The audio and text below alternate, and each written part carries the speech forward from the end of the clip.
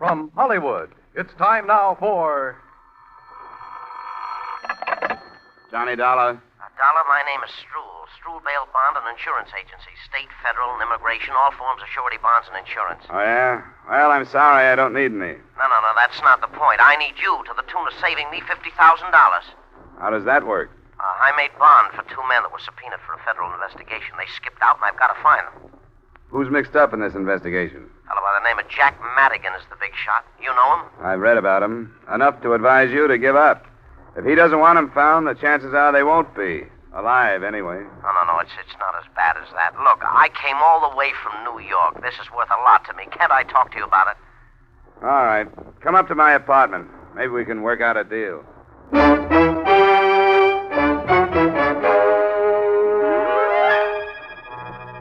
Edmond O'Brien in a transcribed adventure of the man with the action-packed expense account. America's fabulous freelance investigator. Yours truly, Johnny Dollar.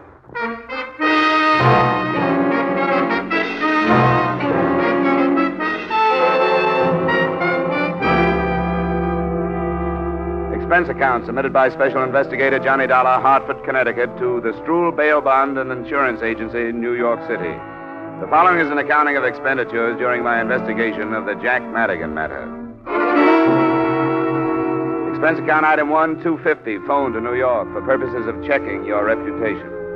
I learned that you, Mr. Struhl, were by no means above reproach, but decided that if a federal court trusted your agency, I would at least hear you out when you arrived, which you did at 1 p.m.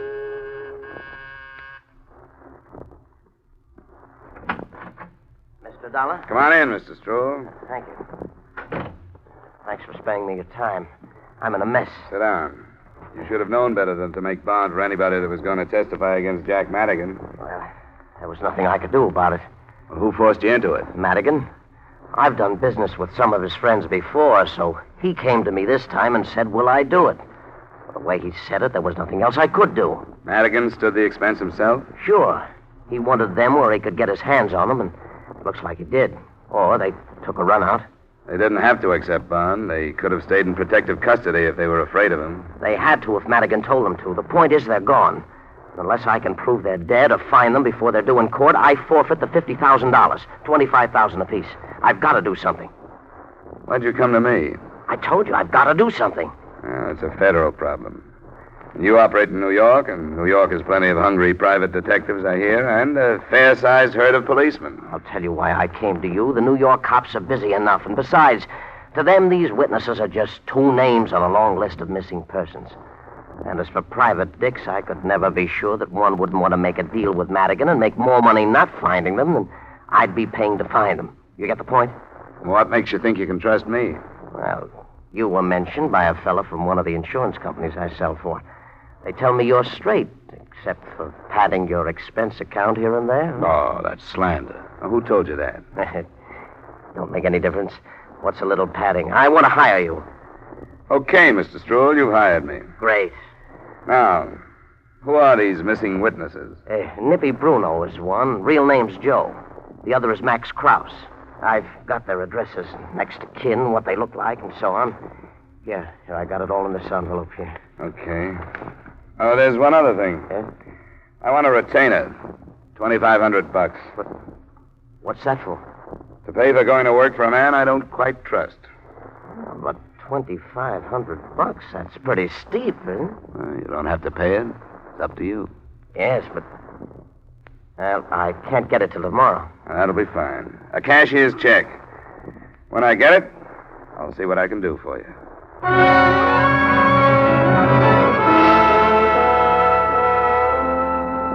I didn't expect the check to arrive, but it did. Special messenger the next afternoon. Expense account item 2, $12.50, transportation from Hartford to New York City. Expense account item 3, $23.85, dinner and drinks for a Herald American reporter who was more familiar with Jack Madigan than I. His statement enclosed. A lot of things have been written and said about Madigan by a lot of people, including me. None of us really know anything about him, how much power he has, where he got it, what his private life is, if any. And these witnesses being missing isn't even news. People who've got in his way have been dropping out of sight for years. Jim Schwartz and Big Tom Green. There's Woody South, just to name a few. I'd keep that in mind if I were you.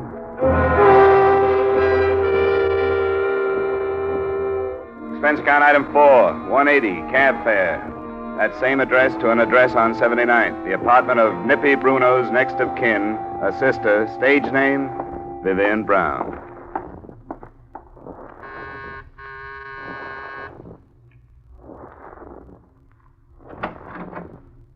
Good evening, sir. Hello. Miss Vivian Brown in? Who shall I say is calling? My name is Dollar.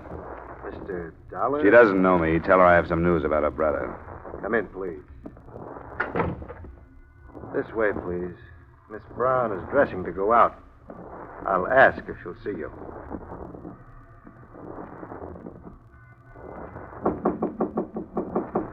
Miss Brown? Yes? What is it? Mr. Dollar is here to see you.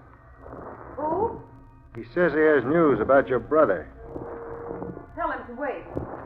I'll get a robe on. Shall I take your hat? Thanks. Please sit down. Miss Brown will be right out.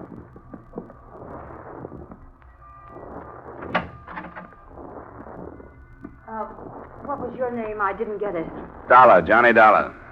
What makes you think I'd be interested in any news about Brother Nippy?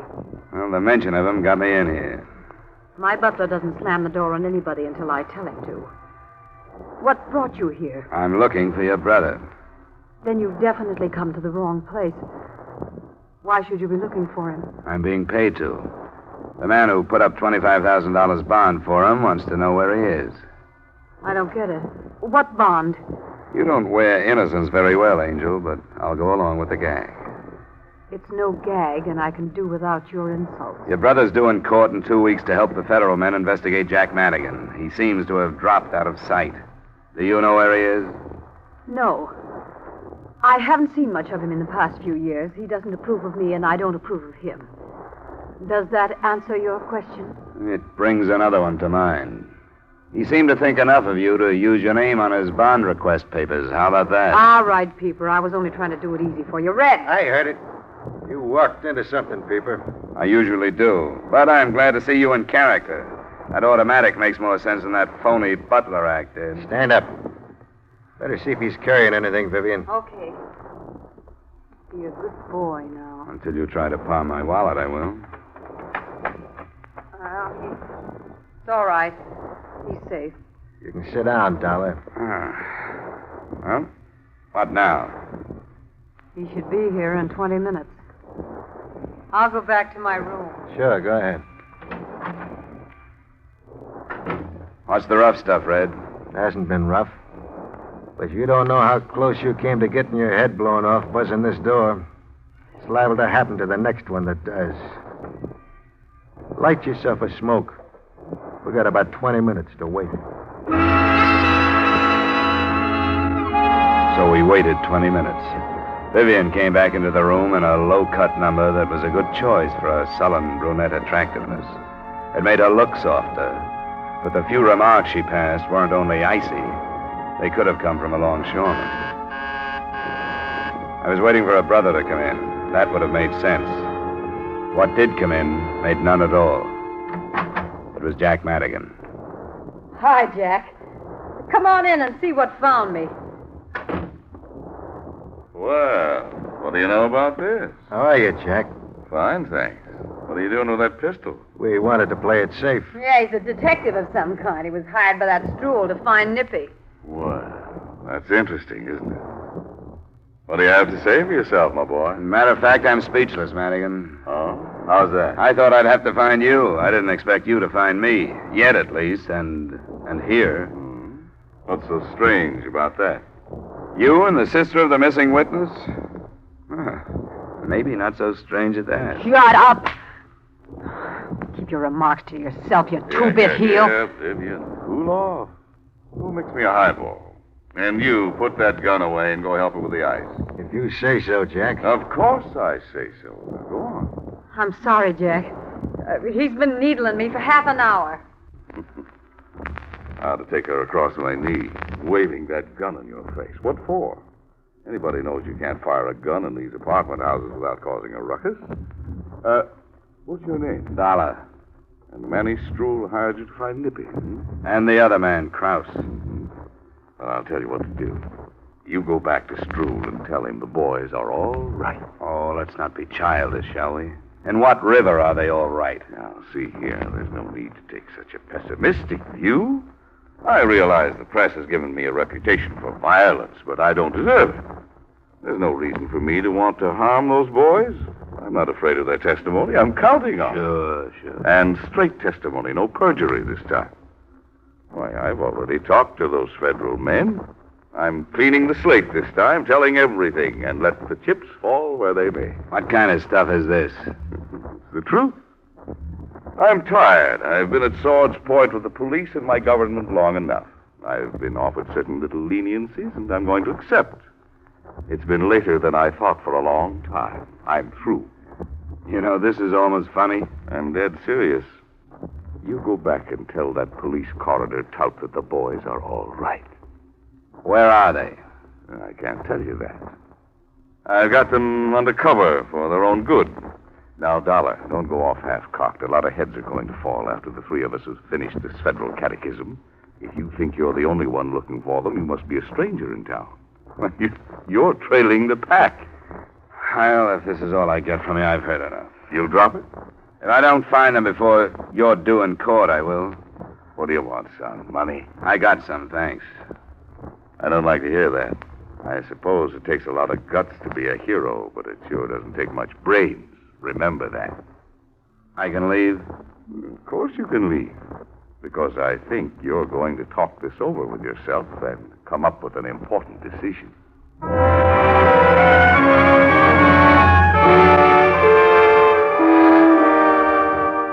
I did talk it over with myself, but not until I found a cab stand on the corner and turned around.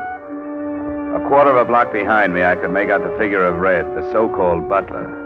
Expense account item 5, $20, fare and tip to a driver who saw to it that our cab wasn't followed. When I felt reasonably safe, I gave him the address of the second missing man, Max Krause.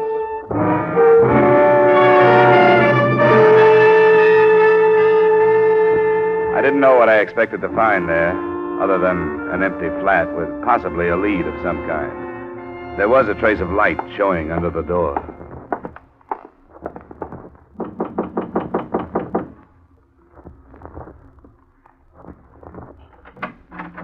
Come on in, Dollar. Red.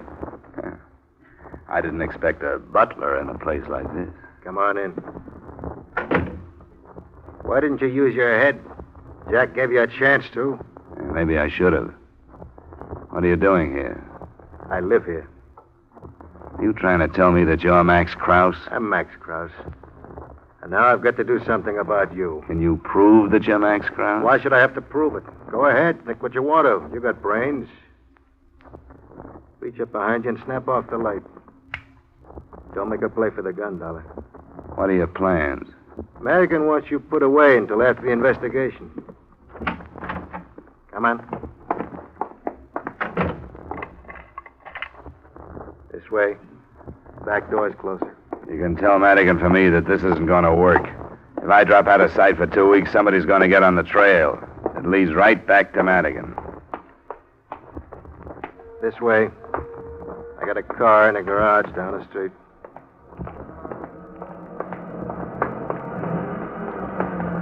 That's him. Get down.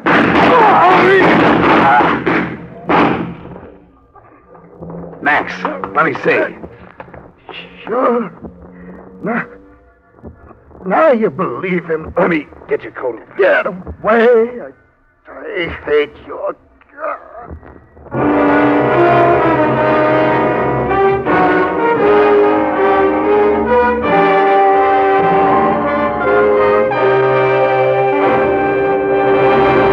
We'll return to the second act of yours truly, Johnny Dollar, in just a moment. Once a year, the community chest comes knocking at your door, seeking your help. Giving to this worthy cause eliminates many separate appeals, which would be more costly in money, time, and effort. So when you give, make sure you give enough to cover the many campaigns the community chest includes. Give generously. Give today. Now, with our star, Edmond O'Brien, we return you to the second act of yours truly, Johnny Dollar.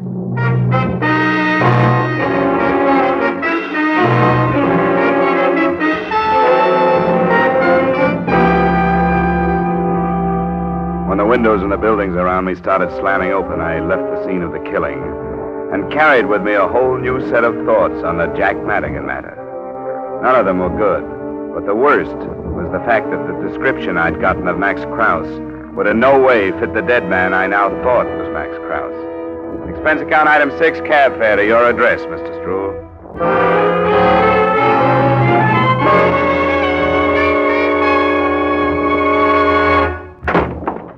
But it's 11 at night, Mr. Dollar. Never mind what time it is. Find a chair and sit in it before you land on the floor.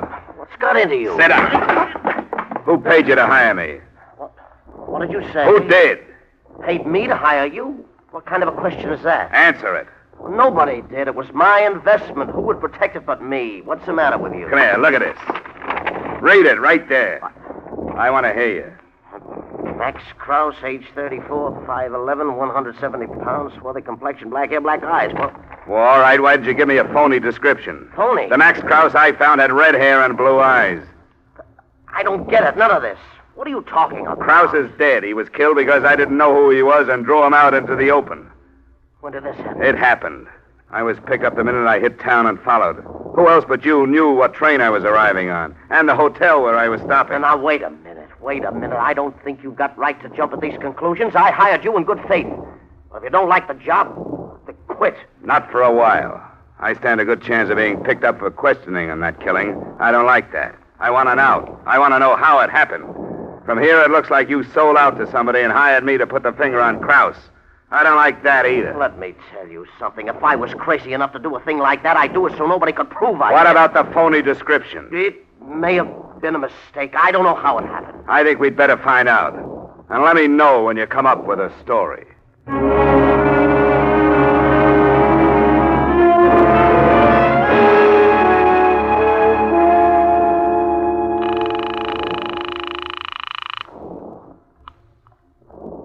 Hello?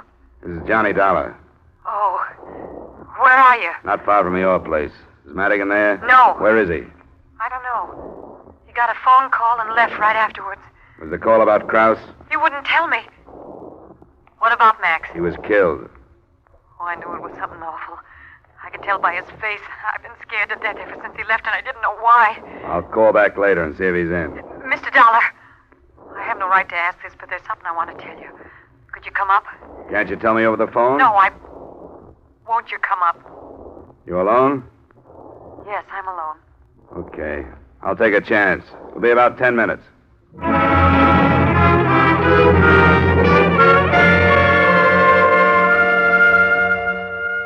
It was a 5-minute walk, and I noticed that New York streets seemed to be quieter than usual. Inside the building, I walked the 2 flights up to save the noise my arrival would have created by way of the elevator. I listened a few minutes outside a door without hearing anything and took the plunge.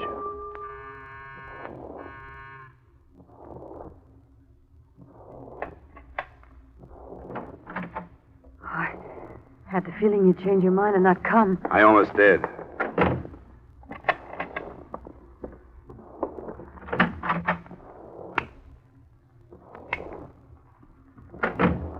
There's nobody here. When did Madigan say he'd be back? He didn't. He didn't say anything. I have a funny feeling about Krause's death. But except for my getting mixed up in this mess, it was more Madigan's fault than your fault than it was mine. Why didn't he tell me it was Krause who was here? If he told me that, I probably would have believed the rest of his pitch. Oh, I don't know. Nobody really knows anything about Jack. Not even you? Nobody. You put 3 men on their way to federal court to sing and a few hundred wanting to stop him. The lid is going to blow. What'd you want to tell me? I want to tell you where my brother is. Huh? After what happened to Krause, do you think that's wise? I have to say it.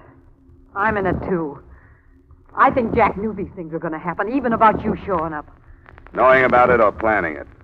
I know it sounds impossible, but I keep remembering things he said about how he'd have the government men eaten out of his hand. He was bargaining for leniency. He told me, but why are you ratting on him? Because Jack doesn't care about anybody but himself. One of the threats to keep him from testifying was that I'd be kidnapped. Huh. If he'd known that Max would be killed, he'd have let him take me, too. You think he did know?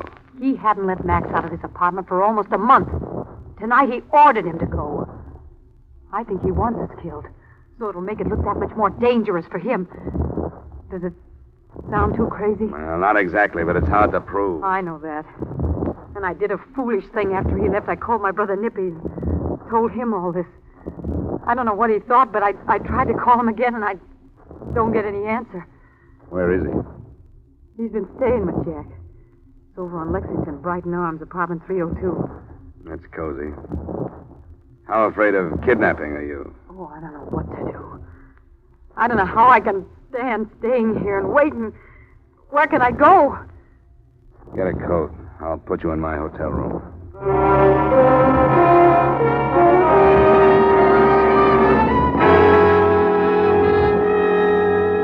Expense account item 6, $10. Tip to the hotel detective to see that she stayed in the room.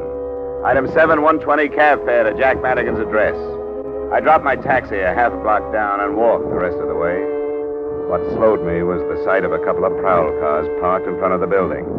And even at that time of night, a small group of the morbid in a scattered circle on the sidewalk. I saw the body, but didn't move close enough to recognize it. Hey, what happened? Huh? Oh, a shooting. Anybody know who it is? The whole country will in the morning. He was due for a big federal probe. That's Jack Madigan. Where were you, Fred? Taking in another of them westerns, I suppose. There was more shooting right here than the whole picture. Hey, pardon me. Yeah? When did it happen, do you know? Not exactly. They've been here quite a while. Oh, about an hour, anyway. Can't find a medical examiner, and they can't do a thing about moving them till they do. Hey, Fred, wait till the editorials tomorrow night. Huh? This is top, two-minded.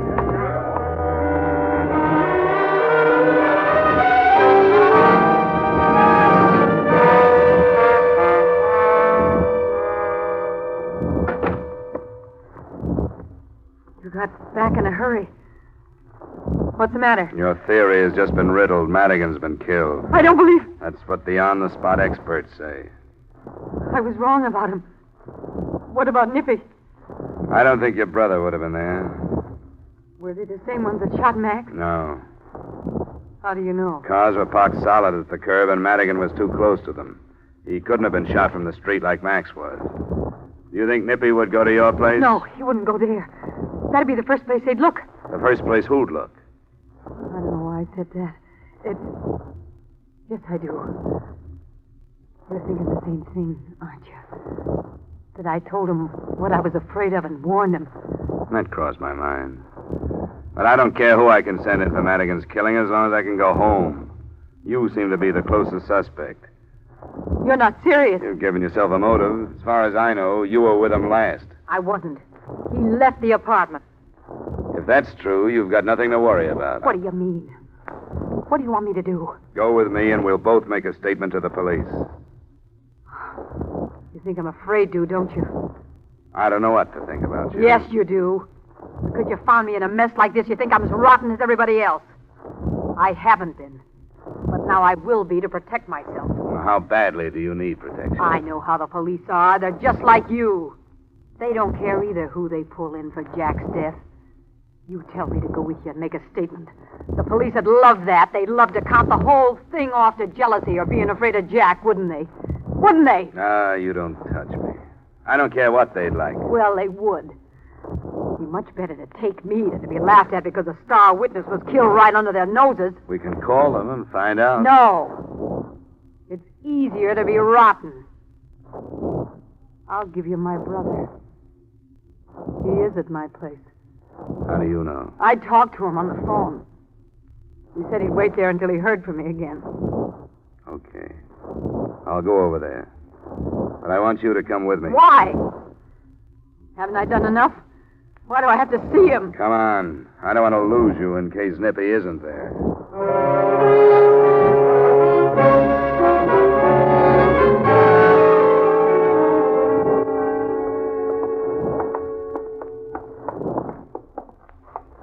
I'll do it. Give me the key. Vivian? Answer him. Yes, Nippy. It's going to work, Vivian. It's going to be a... Who's he? An insurance dick? That's right, Nippy. What are you doing here? Why'd you bring him, Viv? He made me do it. I asked her to make a choice between giving herself up for Madigan's killing or giving me you. Nippy, Put the gun away, Nippy. You've done enough. Is what he says true? he made me do it. He would have taken me to the police. You know what they would have done to me. But it's all right, Nippy. You can still work it out. Get away from me. She's wrong. You couldn't work it out, but you may do yourself some good by giving yourself up. Why did you do this, Vivian? Did you want to get rid of me, too? Oh, don't say that. You don't have What to are let you him... going to do if you get rid of me? Who's going to take care of you? Who's going to find more Jack Madigans for you to play with? Nippy, don't. Who's going to do the job for you when you get fed up and afraid to tear yourself loose? You don't have to let him take you, Nippy. I know you could take care of it when he got here. Is she worth it, Nippy? There wouldn't be a chance to count me off to a gang killing. You don't have to be afraid of him. I'm not. Then take him and get away. Not him. I'm afraid of you, Vivian. You're going with me. Stay away from her. Nippy, let go. And stop fighting. I wouldn't hurt you. You will. Don't, Nippy. Let me go. Now, watch it, Dollar. Don't try it. Let go of it. Let go of it. No. Vivian, get it. I should have let him take you.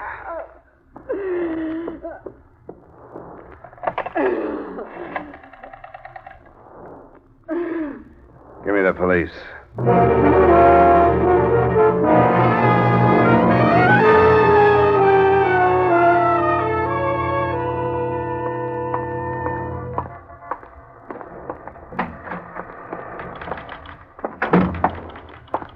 Where can I find... Oh, there you are, Stroll. Ah, good morning, Mr. Dollar. I read about it in the paper. They're holding the girl? Yeah, as accessory. And I wouldn't advise your going her bail. No, I certainly won't. I've had trouble enough with this group. You know, you didn't make it easy for me with that phony description. Yeah, I know that description. It was given to me by Madigan's boys. I should have checked it. But don't worry, a mistake like that won't happen again. None of your mistakes will happen to me again. Huh? You'll understand what I mean, Stroll, when you get my bill.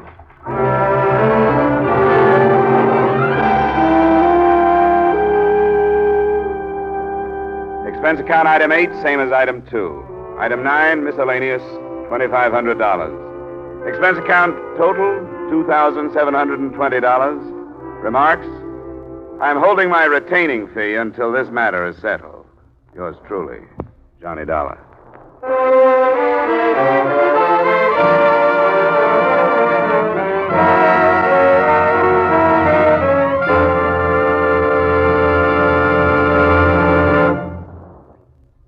Yours truly, Johnny Dollar, stars Edmond O'Brien in the title role and is written by Gil Dowd with music by Wilbur Hatch. Edmond O'Brien may soon be seen in the Paramount Pictures production Warpath. Featured in tonight's cast were Sidney Miller, John Daner, Clayton Post, Jeanette Nolan, and John McIntyre. Yours truly, Johnny Dollar, is transcribed in Hollywood by Jaime Del Valle. This is Dan Coverly inviting you to join us next week at this time when we will again bring you Edmond O'Brien as... Yours truly, Johnny Dollar.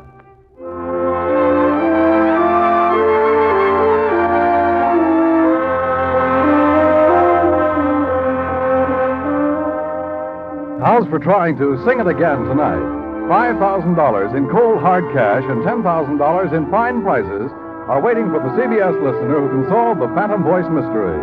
Dan Seymour will be on hand with those coast-to-coast phone calls, and Alan Dale, Eugenie Baird, Bob Howard, and the Riddlers will be making the music. And remember, there's many a fine prize for solving the tuneful little riddle songs that lead to the Phantom Voice mystery. It's an hour of fun and music to entertain you and perhaps pay off. Every Saturday night on most of these same CBS stations, hear Sing It Again. And now stay tuned for Vaughn Monroe's Caravan, which follows immediately on most of these same CBS stations. This is CBS, where Hopalong Cassidy rides every Saturday night, the Columbia Broadcasting System.